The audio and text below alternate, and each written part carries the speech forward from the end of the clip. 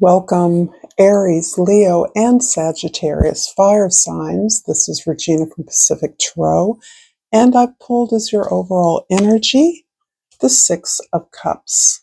This is describing a beautiful connection to your gift, your talent, your skill, a gift that you've been given that you once exercised without judgment. You once enjoyed, you once shared it with others.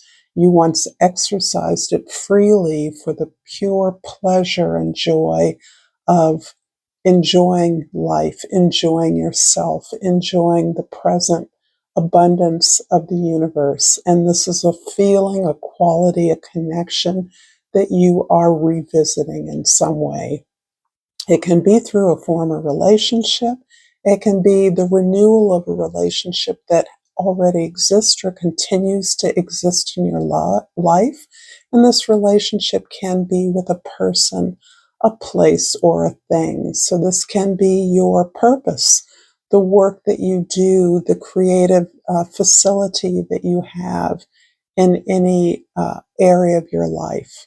But it is asking you to reclaim the joy, the pleasure, the happiness that you give, that you share in performing this gift.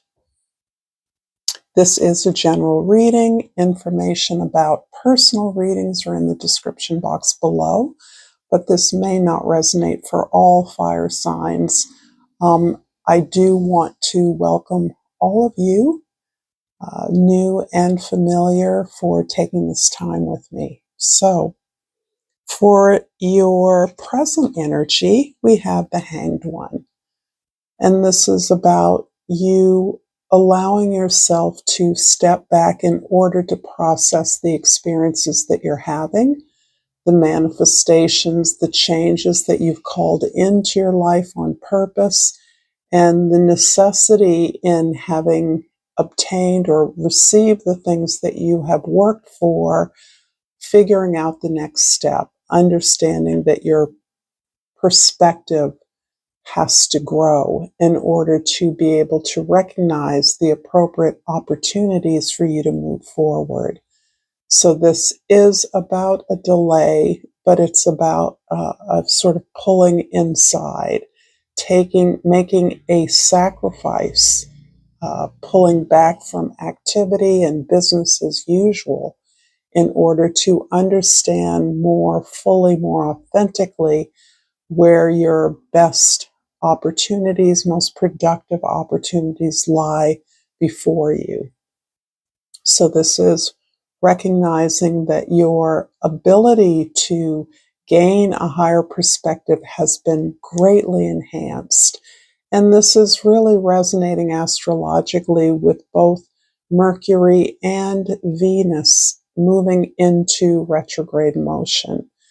Venus has already been there and will be there longer. It started in Pisces. It will move back into, it started in Aries. It will move back into Pisces at about the same time that Mercury, beginning in Aries, moves back into Pisces for a much shorter break than Venus. Venus will continue its retrograde action beyond. What I'm trying to describe is a window of activity that really is about the way that you're valuing what you have to offer, the way that you're identifying your value as an individual, and ways that you can communicate that effectively, because this feels key. First, to yourself. You're first seeking an understanding of what the opportunities are now. And then you're going about the business of planning them, strategizing the way to communicate the changes you want to make or the goals that you are pursuing. In the past, the Page of Pentacles is about your readiness to do the work that needs to be done. And this is something that you have been open to for a while. This is your identifying, for some of you, hitting a kind of glass ceiling. Others of you realizing the direction that your work has taken is perhaps moved off the rails a bit, and you're trying to rein back in with the proper tools, skills, information, knowledge needed to plan your steps more appropriately. You're not in a hurry. And this is important for you as fire signs who are used to capitalizing on these waves of intense energy. Intensity itself, your inspirations move you sometimes impulsively, and you're really actually retreating from that habit. You're understanding that it is more important that you get things right than that you get there in a hurry, because what you're moving towards is more about purpose, authentic expression than ever before. And you realize you're at a complex crossroads in terms of the skill that you're identifying, you're connecting your identity with, needs to be cognizant of the various factors and trends in the environment that will make your message or story heard or invisible. And you're trying to maximize that, understanding how visible you need to be. In the future, the High Priestess. I love this for you, fire signs, because despite your sometimes showy, bold, fiery display, at this time there is a endeavor to elevate your intuitive and emotional capacity. This is looking at your maturation at an intuitive level and your ability to manage your emotions in a way that amplifies them, relies upon them as validation for the right actions. And this has taken a lot of courage and strength because those emotions may be describing an experience that is no longer reflecting what you need to present to others. I believe you've been telling yourself a sad story in some cases, a story of frustration, of thwarted success, of interference from others, or a general invisibility that you realize is limiting the impact of your gift, your offering.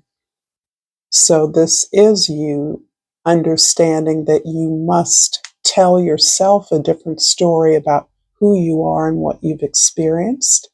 Perhaps it's really embracing ease, embracing vulnerability in a way that has not always been true, but that you now realize is essential to your growth and your ability to achieve the success that you want. If this reading is resonating for you, please like this video, please share it with others, and certainly subscribe to my channel, Pacific Tarot. I appreciate all the ways that you support me, and I thank you for that. And I pulled the Balance card. I bring a state of perfect harmony into my world, and I do so without judgment. This is important because I believe that you are firstly healing yourself, your own expression, and your own relationship to who you are, and your accomplishments to date. You're looking very clearly at how you see yourself, how you regard yourself, and how that value is reinforced or not reinforced in the world. And that the balance is not only in pursuing your goals, but in compromising that pursuit as appropriate regarding your relationships. I do see a bigger focus on relationships that exist, not necessarily gaining new relationships or discarding old relationships, but understanding that those in your life are there for a purpose, and that you have to do the work to sort those as appropriate to your goals. It may not be necessary or appropriate for you to be out front, and that may come as a shock for many of you because that's where you're used to going. You're a pioneer. You go where your heart leads you to go, and you're comfortable saying so.